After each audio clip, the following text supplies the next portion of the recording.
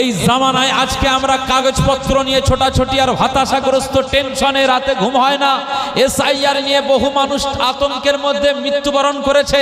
এই এসআইআর এর আতঙ্কে কত বিএলওরা মানে তার প্রেশানিতে, টেনশনে কাজ করতে যে এত লোড সহ্য করতে পারে নাই, মৃত্যুবরণ করেছে। এই এসআইআর এ বহু মানুষ, নারী মারা গেছে, পুরুষ মারা গেছে।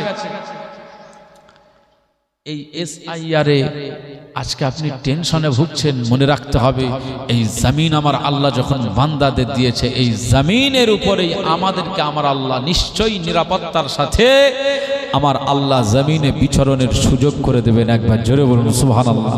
শুধু একটা মেডিসিন আমাদেরকে গিলতে হবে, একটা মেডিসিন, একটা ওষুধ আমাদের গিলতে হবে। কি?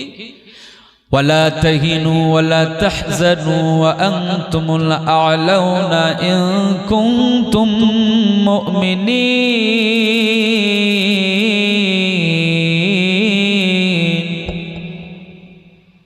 আমার আল্লাহ পাক বলছেন, তোমরা চিন্তা করছো কেন?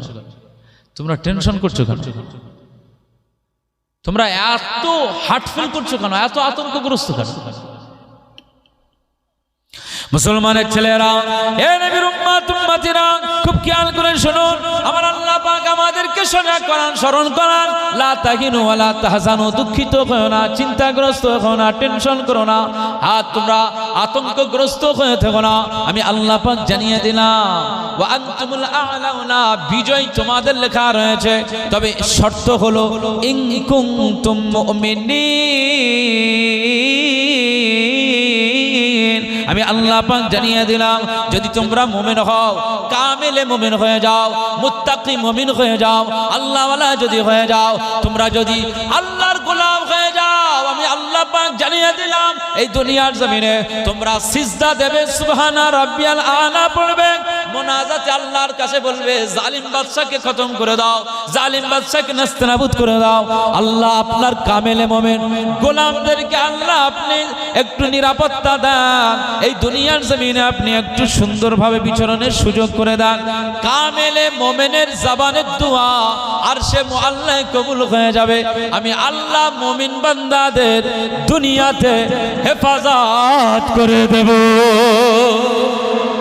জোরে বলবেন না সুবহানাল্লাহ। মুসলমানের ছেলেরা, এ নবীর উম্মত উম্মতিরা, খুব খেয়াল করে শুনুন। আজকে আমরা ঘেয়ারি গে লম্বা লাইনে দাঁড়িয়ে রয়েছি 3 ঘন্টা 4 ঘন্টা, শুধু দুনিয়ার জমিনে একটু 40 বছর একটু হায়াতে দুনিয়ার জমিনে বেঁচে থাকার জন্য, দুনিয়ার জমিনের উপরে উত্তর বহিরা গ্রামের ভিতরে থাকবার জন্য আমরা লম্বা লাইনে দাঁড়িয়ে রয়েছি। কিন্তু আপনার তো কর্তব্য আখিরাত, আখিরাতকে প্রাধান্য দেওয়া।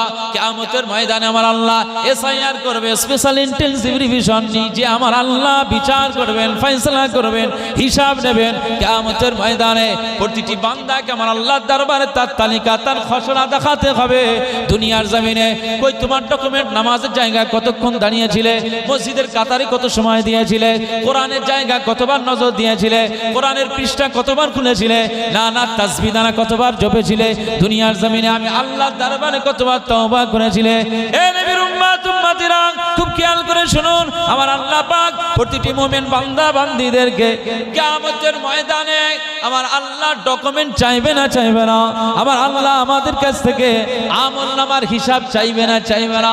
প্রত্যেকটা দিনের 24 ঘন্টার কি কাজ তুমি করেছো, কতবার আল্লাহ বলেছো, কতবার নাফরমানি করেছো, কতবার শয়তানের তাবেদারি করেছো, কতবার রব্বে কারীমকে খুশি করার চেষ্টা করেছো, ইবাদতের জায়গায় মশগুল হয়ে গিয়েছো, এই কাজগুলো তুমি কতবার করেছো? কিয়ামতের ময়দানে হিসাবের জায়গায় আমাদের আমলনামা আল্লাহর দরবারে পেশ করতে হবে না, হবে না? তার জন্য আমাদের দুনিয়াতে সময় ব্যয় করা কই? নামাজ ছেড়ে দেওয়ার সংখ্যা বেশি, নামাজ আদা করার সংখ্যা মানুষ কম।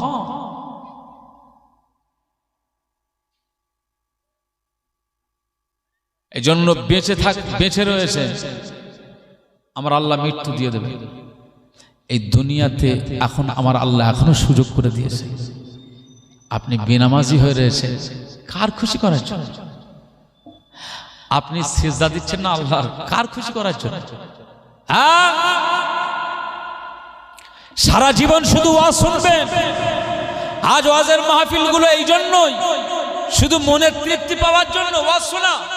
কোন হুজুরের কার কত কণ্ঠ ভালো, কার কত সুন্দর চেহারা, কে কত বানোয়াট কথা বলতে পারে, কে কত রঙ্গ তামাশা করতে পারে, কে কত হুঙ্কার ছাড়তে পারে, কে কত মজলিসকে জমাতে পারে, বক্তাদেরকে দাওয়াত করে শুধু এই হৃদয়কে মনোরঞ্জন দেওয়ার জন্য।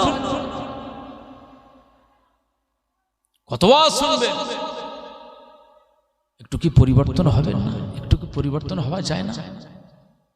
এখনকার সময়ে মানুষদের চিন্তা চেতনা একদম পুরো ভিন্ন হয়ে গেছে, একদম ভিন্ন হয়ে গেছে। আল্লাহু আকবার। এই দুনিয়াতে খাজা গরিবে নওয়াজ হযরতে মঈনুদ্দিন চিশতি রহমাতুল্লাহ আলাইহি এসেছিলেন। এই দুনিয়াতে খাজা বাকিবুল্লাহ রহমাতুল্লাহ আলাইহি এসেছিলেন। নিজামুদ্দিন আউলিয়া হুজুর এসেছিলেন। ফুরফুরা শরীফের মুজাদ্দিদুজ জামান আমিরুশ শরিয়াত হযরত আবু বকর সিদ্দিক রহমাতুল্লাহ আলাইহি এসেছিলেন। কই তারা আমাদের মতো এরকম ফালতু সময় ব্যয় করেছে? তারা কি আমাদের মতো এরকম দুনিয়ার দিকে? ও আচ্ছা ভাইজান, আসসালামু আলাইকুম। একটু তাকবীর দেন, নারায়ে তাকবীর, নারায়ে তাকবীর। হরিণখোলা দরবার শরীফ সিলসিলায় মুজাদ্দিদুজ জামান আশিকে রসুল হযরত ছোট হুজুর পীর কিবলা রহমাতুল্লাহ আলাইহির সুযোগ্য দৌহিত্র হরিণখোলা দরবার শরীফের পীরজাদা আলহাজ হযরত মাওলানা মোহাম্মদ পীরজাদা আমাদের বড় ভাইজান মহিবুল্লাহ হোসাইনি ভাইজান হুজুর কিবলা, বড় ভাইজান হযরতে মহিবুল্লাহ হোসাইনি ভাইজান হুজুর কিবলা, নারায়ে তাকবীর। আলহামদুলিল্লাহ, তিনি আমাদের গ্রামে ঢুকেছেন, খুশিনা বাজার এসে গেছেন। আলহামদুলিল্লাহ, অনেক সুন্দর আলোচনা করেন এবং তিনি চাকুরিজীবী একজন, আবার দিনের এই ইসলামের